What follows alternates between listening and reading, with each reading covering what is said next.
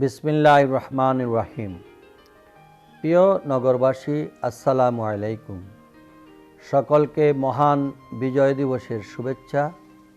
অনেক রক্ত, প্রাণ, মা বোনদের ত্যাগের বিনিময়ে এই মাসেই আমরা অর্জন করেছিলাম নিজস্ব মানচিত্র আর লাল সবুজের পতাকার মালিকানা।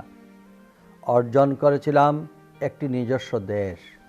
সেই অর্জনই বিশ্ব মানচিত্রে বাংলাদেশ নামে পরিচিতি পায়। এবার বিজয় দিবস এসেছে একটি ভিন্ন তাৎপর্য নিয়ে। আগামী বছরই স্বাধীনতার সুবর্ণ জয়ন্তী পালন করব আমরা। 50 বছরে পা দেওয়া বাংলাদেশকে সম্মিলিত প্রচেষ্টায় আমরা গড়ে তুলতে চাই একটি আধুনিক ও উন্নত রাষ্ট্র হিসাবে। এটি সম্ভব হলেই আমরা বিজয়ের পূর্ণ সফল ভোগ করতে পারব।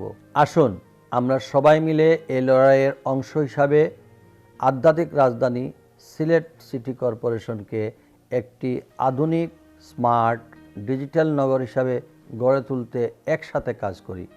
সবাইকে আবারও বিজয় দিবসের শুভেচ্ছা।